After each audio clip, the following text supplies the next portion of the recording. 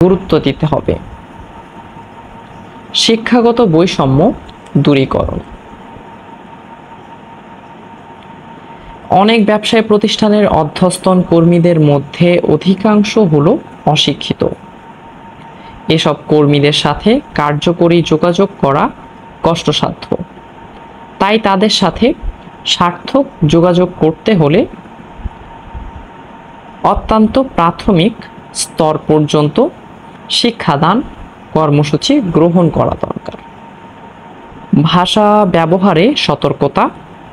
বিভিন্ন ব্যবসায়ী প্রতিষ্ঠানে কর্মরত ও নির্বাহীদের মধ্যে কিছু সংখ্যক যোগাযোগ ক্ষেত্রে মাতৃভাষার পরিবর্তে ইংরেজি ভাষা ব্যবহার করে থাকে, যা অধস্তন কর্মীদের পক্ষে বোঝা কষ্টসাধ্য। তাই তাদের সাথে সার্থক যোগাযোগ করতে হলে অত্যন্ত প্রাথমিক স্তর পর্যন্ত শিক্ষাদান কর্মসূচি গ্রহণ করা দরকার। কথা ও কাজের মধ্যে মিল রাখা।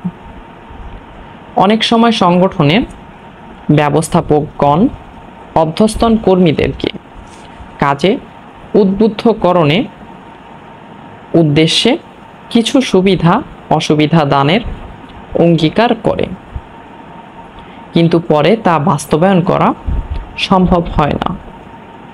ফলে কর্মীদের মধ্যে অসন্তোষ ও হতাশা দেখা দেয় এবং এতে তাদের সাথে যোগাযোগের সমস্যার সৃষ্টি হয়।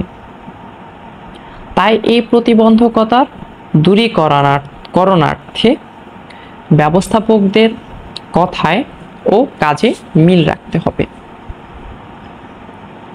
লাল ফিতার দৌরাত্ম্য পরিহার।